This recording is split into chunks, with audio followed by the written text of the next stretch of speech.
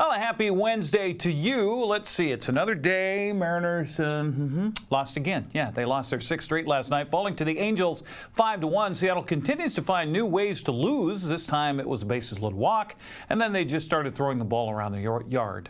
Yeah, here. 3 balls, no strikes. And there's ball 4. It wasn't close.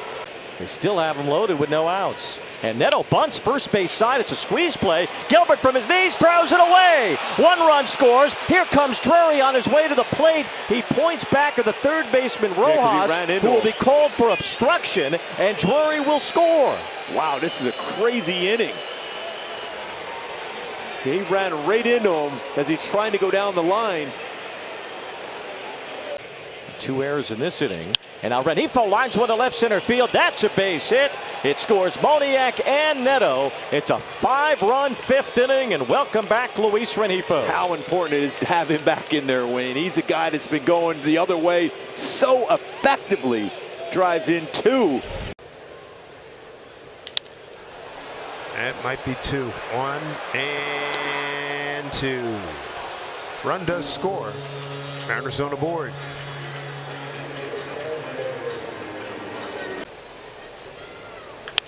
He hung one, but really coming on, makes the catch. Second front forward dive he's made to make a catch this week. He gets Dylan Moore to pop this one up on the infield. Anthony Rendon is under it, and say goodnight to the Mariners. The Angels have beaten them again. 5 straight wins against Seattle. More boos from the crowd here at T-Mobile Park as the Mariners offense was silenced by the Angels pitching tonight. A 5-1 win. Manager Scott Servais said Logan Gilbert pitched well. It was just that 5th inning where the cart came off the track. It is, and I think you feel good going into the game with Logan out there and the way he's throwing the ball. And nothing wrong with the way he threw the ball tonight. It's not like he got banged around the park at all. But you do need to play clean. Make the plays that typically are made, and even the bunt that turned into a 2-run play. It could have been a double play. If Logan's able to get that ball to Cal, and he probably fires the first for double play. And you need to make those type of plays in these type of games, and we weren't able to do it tonight. But we got to keep grinding. We've got a quick turnaround. We've got a day game tomorrow. Then a day off before the road trip. So we are where we are. You go into a game with a game plan. You have to understand what this pitcher's strength is. His strength is his sinker. Last time we faced him, he threw about 70% sinkers against us. So you have an idea where he's coming, how he's coming at you, and you got to be able to, combat that, I guess. And anytime you're trying to pull a sinker, it usually doesn't end up well. You really got to stay inside that ball and take it the other way. We were not able to do that tonight, and that's why we rolled over so many ground balls. It happens. Some of it by guys that have been here all year, some of it by the new guys that have just come up. You got to stick with your approach there, and we weren't able to do it tonight. Again, but credit Soriano, he pitched a good ball game. Again, we haven't handled it very well coming out of the break so far. A couple games from Houston got away from us. Haven't done much in this series. Got to come back tomorrow. That's all I can say. We got a lot of games to play. You're looking at the standings. We're still in a good spot. Seattle wrapped up the series today with the Angels. They'll head on the road tomorrow to play Chicago over the weekend against the White Sox, and then head for Boston. Well, despite losing 6 straight, the Mariners are still tied with Houston atop the American League West because the Astros are also losing. They fell to Oakland last night 8-2. Texas, meanwhile, draws closer with a 3-2 win over the White Sox. Rangers are now 3 games back of Seattle and Houston. The AppleSox celebrated a personal milestone with a 15-0 blasting of Kamloops last night at Paul Thomas Senior Stadium. Quincy Vasser set the all-time strikeout record, surpassing Hunter Boyd's mark of 110 in the 3rd inning. 1 strike away from the record books here with the Wenatchee AppleSox in his stellar Sox career.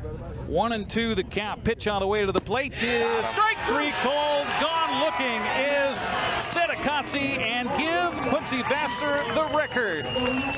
111 strikeouts to now hold the record in Wenatchee AppleSox history, as the baseball will come out and he will put it on a shelf somewhere. Pitch here swung on at Bell, hit in the gap to right center, going to go all the way to the fence. Rounding 3rd and heading for home is Hartman, and Doherty behind him, going to be pedaling towards the plate. Meanwhile, trying to scoot into 3rd, and he is safe at third with a head-first slide. A 2-run triple for Evan Cloyd. The AppleSox lead it 3-0. Pitch on the way. Swung on a fly ball deep to left field. Left fielder going back, looking up. It's gone. Home run. James Castagnola with a 2-run shot for the Wenatchee AppleSox. They now lead it 5-0. And for Castagnola, his first home run of the summer. Pitch on the way to the plate is swung on a fly ball to deep right center. That's going to go all the way to the wall. Going to clear the bases. Triple here. 1-run scores, 2-run score, 3-run score, a stand-up 3-run triple for Aiden Doherty. The AppleSox have blown the doors open. Decker back and ready. Ashworth with a lean over his shoulder to look at the runner at first base. Here comes the big fella's 2-2 pitch on the way. Swung on and missed, and he strikes out the side. And the AppleSox get the win here tonight by a score of 15-0. More importantly, gets the strikeout record. How did that feel when you got that backwards K to make the record? Yeah, it just felt like a long time coming.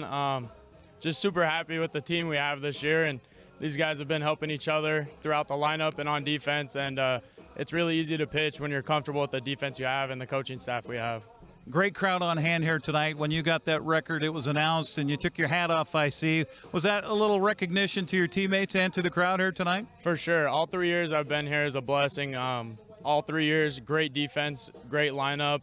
So it's really easy to play when we just have a bunch of good guys on the team and always cheering each other on. Of course, the man of the night, Quincy Vasser, who gets the strikeout record for the AppleSox. Talk about what this guy means to your program.